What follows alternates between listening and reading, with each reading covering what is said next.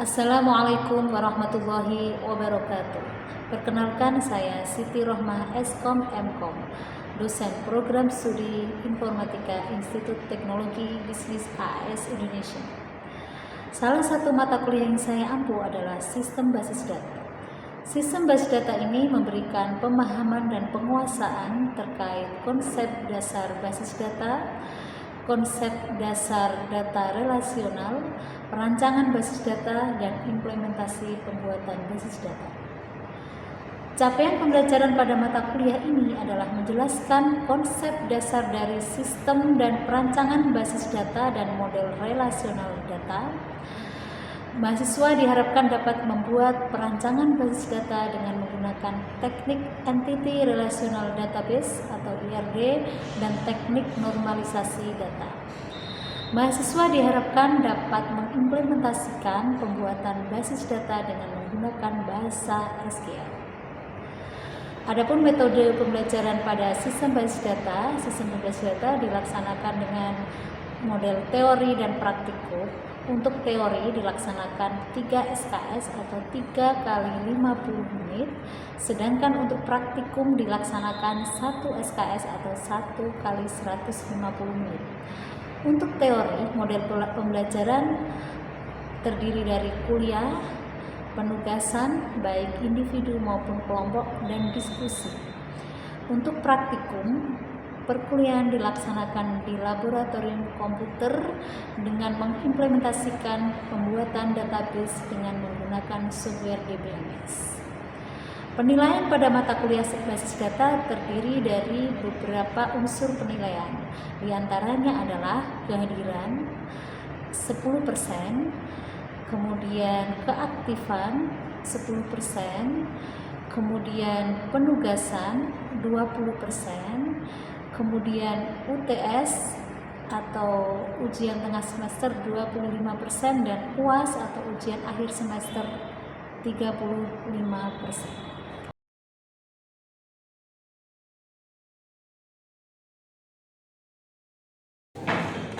Oke, selamat pagi. Assalamualaikum warahmatullahi wabarakatuh. Waalaikumsalam warahmatullahi wabarakatuh. Silakan absensi terlebih dulu. Absensi untuk absensi laptopnya ada di Bisul ya.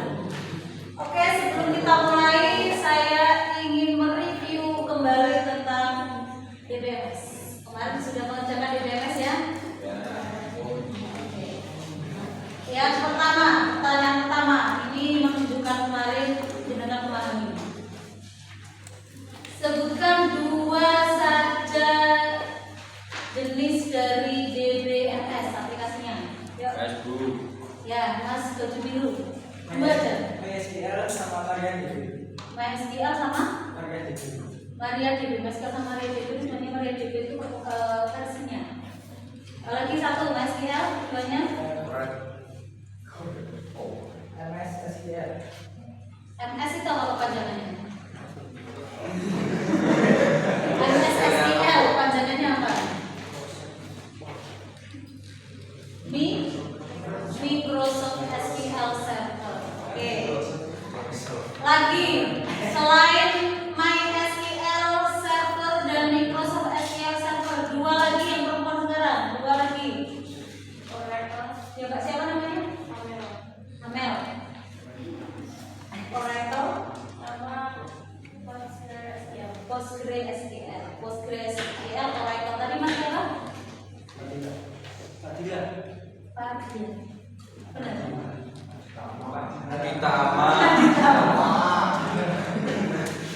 Oke ya, ada MySQL Server, Microsoft SQL Server, kemudian berikutnya ada Oracle, kemudian ada PostgreSQL. Ada lagi bisa menyebutkan? 2 lagi mungkin? Ya, Mbak, siapa? Davina, ya.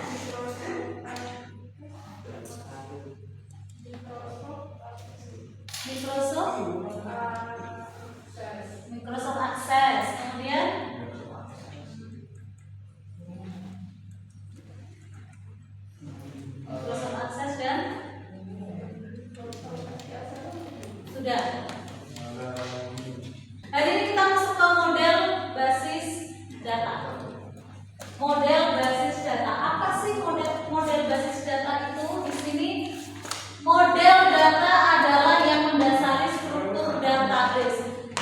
DDL, database data definition language, itu kan struktur ya kan? Struktur. Nah, dalam membuat struktur database ini kita harus memahami model apa yang kita gunakan. Maka ini kita akan bahas model database itu ada berapa, gitu ya. Kemudian yang kedua, model database merupakan perangkat-perangkat konseptual untuk menggambarkan data. Ya, nanti dia akan menggambarkan datanya, menggambarkan relasinya, menggambarkan data semantiknya, dan menggambarkan konsistensi silakan bukakan. Biasa kalau sudah ditutup sudah tidak boleh masuk. Ya, jadi model data menggambarkan itu. Kemudian yang ketiga, model data ini digunakan untuk menggambarkan sekumpulan informasi yang terorganisir. Ya, ini model data. Oke, kita lanjutkan. Jalan. Dari awal ditemukannya basis data sampai hari ini sudah mengalami beberapa evolusi. Jadi model data itu sampai hari ini sudah banyak perkembangannya ya. Yang pertama ini kita lihat sejarahnya. Walaupun nanti hari ini model relasional ini merupakan model yang paling efektif untuk dipakai. Yang pertama, file system. Dimulai dari file system. Jadi ini tahun 50-an. Ini data masih berbasis file system. Kemudian berkembanglah mulai tahun 60-an ini berkembanglah ke dalam model database hierarkikal. Hierarkikal 60 berjenjang ya. Kemudian berkembanglah menjadi network database. Jadi perkembangannya mulai jaringan. Ini perbaikan dari hierarkikal. Nanti saya jelaskan satu persatu. Kemudian yang kita pakai saat ini adalah model relasional. Model terhubung. Nanti dikembangkan objek, kemudian menjadi objek relasional. Kita sekarang posisinya sudah di sini. Y2K itu mulai tahun 2000. Itu sudah menggunakan objek relasional yang berbasis pada relasional database. Ini wajib dipahami dulu sebelum nanti masuk ke perancangan model relasional database. Kalau ini tidak paham sebelumnya, nanti di IRD-nya juga akan mengalami kesulitan gitu ya. Kita mulai dari yang pertama, flat file. Kemudian nanti kita masuk ke hierarkikal, kemudian ke network, kemudian ke relasional. Flat file, tidak ada teknik pemodern yang diterapkan. Database tersimpan di flat file. Flat file ini file teks sederhana. Jadi disimpan di file teks sederhana. Pencarian ini menggunakan flat file untuk data harus secara eksplisit terprogram. Contohnya apa? Jadi teks dimasukkan ke dalam aplikasi tertentu, kemudian dia disusun seperti biasa. Kemudian dia tidak ada relasi antar tabelnya tidak ada. Jadi tabel ini tabel mandiri, gitu ya, flat file. Kemudian mulailah berkembang ke hierarkikal. Hierarki itu artinya apa? Berjenjang. Ada jenjangnya. Model ini mempunyai struktur seperti pohon yang terbalik. Pohon terbalik itu kalau pohon kan akarnya bawah, kemudian dia akan rootnya di bawah, kemudian ada leaf-nya. Kalau ini terbalik, jadi rootnya di atas, kemudian bawahnya ada leaf. Tabel-tabel diambil pada hubungan antara child atau root, parent atau leaf, kemudian setiap. Jadi nanti kalau saya nyebut child itu leaf-nya ya, kemudian parent itu root. Kemudian setiap child itu anaknya, turunannya mempunyai satu parent tabel. Setiap parent tabel dapat mempunyai banyak tabel. Jadi nanti karena dia root itu kan punya banyak daun ya kan, tapi akarnya cuma satu. Nanti konsepnya seperti itu. Child tabel sebenarnya bergantung pada parent tabel. Untuk lebih jelasnya kita lihat contoh ini. A itu disebut dengan root atau parent. Parent hanya satu, seperti orang tua itu kan bisa punya banyak anak. tapi anaknya satu orang tua. Secara normal ya, saya ucap bicaranya secara normal. Kemudian A ini di level satunya dia bisa punya banyak child, B, C, D, E. Kemudian child ini bisa memiliki, dia berperan sebagai root. Kalau di sini dia memiliki child lagi, ini juga bisa memiliki child lagi atau memiliki unit lagi, cabang, bercabang. Paham maksud saya? Jadi kalau A itu adalah sebagai parennya, dia punya anak berapa? B, C, D, E. C itu nanti bagi F dan G dia berperan sebagai parent, tapi bagi A dia sebagai anak. Oke ya. Kemudian nanti yang paling penting dipelajari bahwa anak-anak ini nanti bergantung penuh pada orang tua. Jadi kenapa bergantung penuh itu artinya dia itu datanya nanti bergantung kepada data parent. Contohnya, dosen saya misalnya ini mengambil 2 mata kuliah. Saya itu sebagai parent, tabel parent. Kemudian basis data dan visual basic itu sebagai tabel anak atau cewek. Pak Nendi ini dia punya anak kalkulus, dia boleh punya 1 anak aja boleh.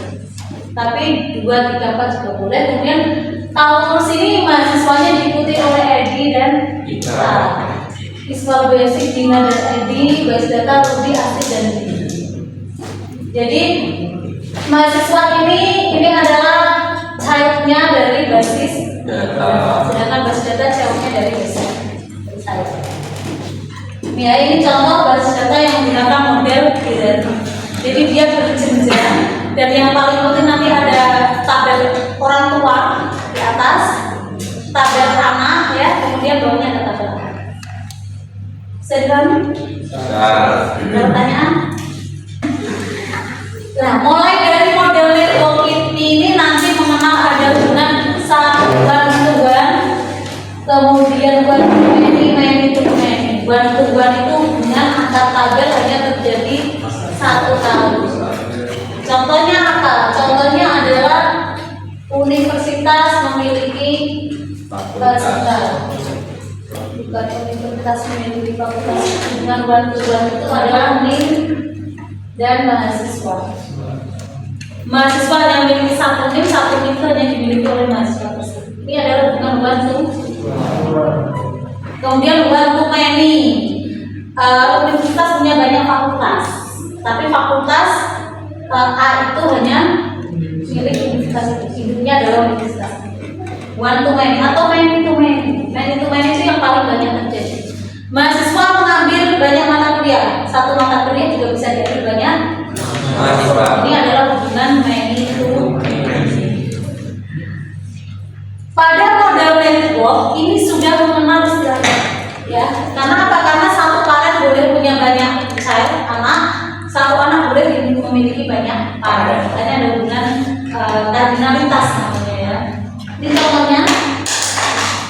Yang membedakan, kalau tadi kan visual basic ini tidak boleh diambil 2 dosen.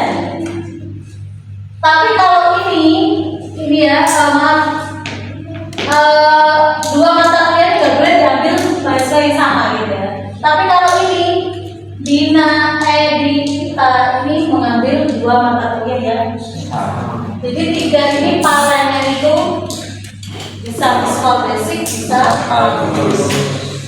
Ini perbedaan hierarki dan network. Oke, saya tanya ngetes dulu. Yang hari ini ulang tahun? Mas Mahfud mana? Saya tanya Mas Mahfud. Perbedaan antara hierarki modeling dan network modeling. Aman ya? Nah, ini permintaan teman-teman.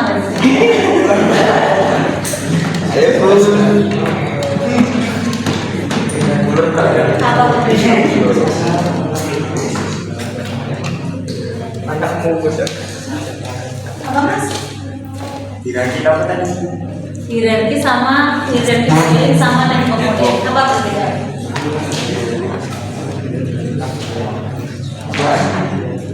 Oke, pas, hijau, lanjut.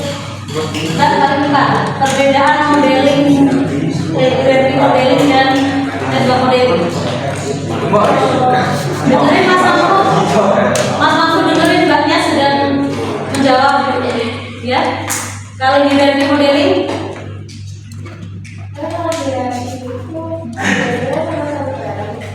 satu child punya satu parent.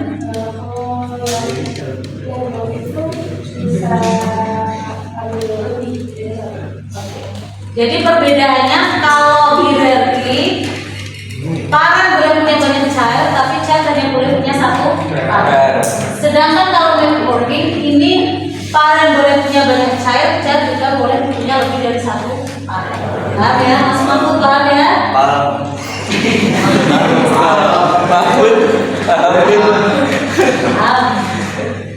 Next, model relasional. Ini nanti yang akan kita gunakan seterusnya. Model relasional ini adalah model relasi. Jadi antar tabel nanti memiliki relasi. Contohnya ini. Jadi ini ya bisa dibaca. Model ini merupakan model yang paling sederhana sehingga mudah dipahami. Kemudian di sini nanti dengan masing-masing relasi tersusun atas tuple dan atribut. Nanti ada atributnya masing-masing. Relasi dirancang sedemikian rupa sehingga dapat menghilangkan kemubaziran atau kemarin istilahnya adalah redundansi. Menghilangkan redundansi data dan menggunakan file kunci yang disebut dengan primary key. Masih ingat primary key ya? Syaratnya apa primary key? Unik. Dan cenderung status ya. Contohnya ini ada tabel, nama dosen, nama mata kuliah, nama mahasiswa. Kalau di hierarki dan networking tadi udah tabelnya di sini yang ini kan gitu. Tapi kalau di model relasi ini, tabel tersebut bisa dinormalkan menjadi 3 tabel. Yang pertama tabel mahasiswa, yang kedua tabel mata kuliah, yang ketiga tabel tadi yang awalnya tadi tabel ide ya, ide pengambilan mata kuliah atau tabel ini.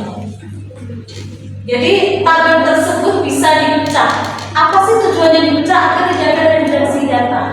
Kalau tadi tabel yang atas dimasukkan, ini kan ada redundansi data. Tabel ini ada 2 kali ya kan? Nama ini ada 2 kali. Mata kuliah juga bisa aja ada beberapa kali. Kalau misalnya saya mengambil 3 mata kuliah, ini jadi 3 dengan nama yang sama. Kalau Nedi juga mengambil basis data, berarti kan Nedi basis data, Sujono basis data lagi. Kemudian kalau mahasiswa mengambil banyak mata kuliah ini, Rudi bisa saja nama ini banyak sekali. Nah, mengurangi tumpang tindih data tersebut, maka dinormalkan menjadi seperti ini. Ini adalah model relasi yang nanti akan kita bahas ke depan seterusnya ya. Nanti akan kita bahas. Oke, model basis data yang ditanyakan. Ada berapa tadi model basis data? 1. Flat file. 2. Hierarki modeling. 3. Network modeling. 4. Yang kelima, objek relasional. Kelima, saya ulangi, flat file, hierarki modeling, network modeling, relasional modeling, kemudian objek relasional. Ya, perbedaannya paham ya? Kalau relasional model dan objek itu sebenarnya basicnya sama, cuma kalau relasional berdasarkan prosedur, kalau objek ini dia berdasarkan kebutuhan dari objek. Kita lanjut. Nanti terakhir kita ada diskusi ya. Oke, berikutnya skema basis data. Model sudah, kita masuk ke skema. Di BMS, ketika saya bicara di BMS, sudah paparnya ya. Itu sebenarnya ya. Di BMS menyediakan pandangan abstrak terhadap data bagi pengguna. Cara pandang terhadap data ini nanti berbeda, kan gitu ya. Pandangan abstrak DBMS memungkinkan DBMS untuk menyebut Kemudian secara umum abstraksi ini ada 3 lapisan, lapisan eksternal, lapisan konseptual, dan internal. Eksternal itu dari sudut pandang user. Dari sudut pandang user. Ketika kita merancang database, kita kan harus melakukan survei ke organisasi atau perusahaan yang akan kita rancang database. Nah, sudut pandang user itu berarti sudut pandang dari klien kita, dari user kita. Jadi kalau user kita bilang, saya nanti dalam membuat database itu saya butuh data ini. Nanti mahasiswa itu yang direkam adalah nama, jurusan, itu adalah sudut pandang dari user. Ya, ini sangat berpengaruh. Paling atas, lapisan paling atas. Cara pandang user terhadap database, cara pandang tingkat eksternal hanya terbatas pada entitas, atribut, dan hubungan antar entitas. Jadi kalau eksternal itu kan secara umum, ya kan? Kalau user itu pandangnya kan secara umum. Beda dengan programmer. Programmer ketika memandang data dia kan secara teknis. Kalau konseptual, kalau eksternal ini kan dia dari sudut pandang kebutuhan dia. Ya. Kemudian masuk ke tingkat konseptual. Ini nanti cara pandang dikumpulkan. Jadi misalnya user A, user B, user C punya cara pandang tertentu. Maka nanti dia dikumpulkan. Oh, berarti nanti secara konseptual saya akan merancang basis data seperti ini yang merupakan kumpulan dari cara pandang eksternal. Beberapa cara pandang. Terakhir adalah tingkat internal. Ini merupakan perwujudan dalam komputer. Jadi ini di tingkat administrator database. Sudut pandang internal ini adalah nanti ketika database itu diprogramkan, kemudian perwujudannya dalam komputer itu nanti seperti apa? Bagaimana agar memindahkan itu mudah? Bagaimana agar ketika mencari query itu mudah? Ini di tingkat paham ya? Ada tingkat eksternal, internal, dan eksternal, konseptual. Eksternal itu cara pandang user, konseptual itu hubungan ya, hubungan dari beberapa user di konsep, kemudian kita ini perwujudan database di dalam database. Jadi bisa dirangkum nanti kan dengan Jadi ada pertanyaan nggak ya terakhir ya? Oke, ini contoh penggambarannya. External view 1, external view 2.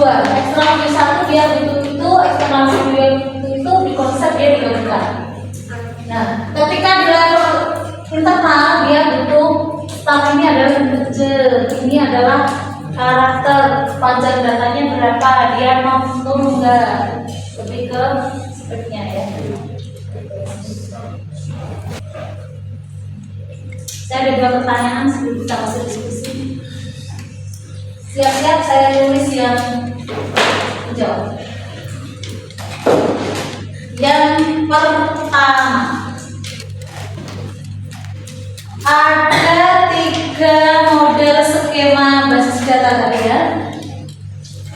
Ya, ada 3 skema basis data kalian, cara pandang basis datanya. Sebutkan dan jelaskan singkat. Sebutkan dan jelaskan singkat 3 model cara pandang basis data. Yang bisa silakan saya tanda sebagai partisipasi ya.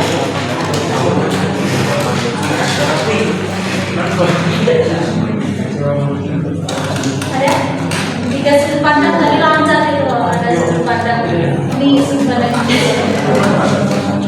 Datanya singkat aja nggak usah gitu. Ya, Mbak siapa? Anissa, silakan Mbak Anissa. Itu apa? Cara pandang user terhadap data tulis. Ya, kemudian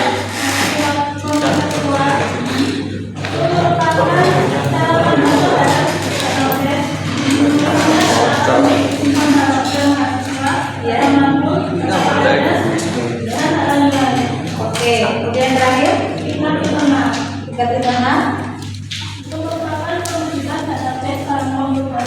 Ya. Database ini disimpan secara fisik di dalam peralatan provider yang berkaitan dengan tempat penyimpanan. Jadi internal itu pada komunikasinya ya. Yang bisa siapa?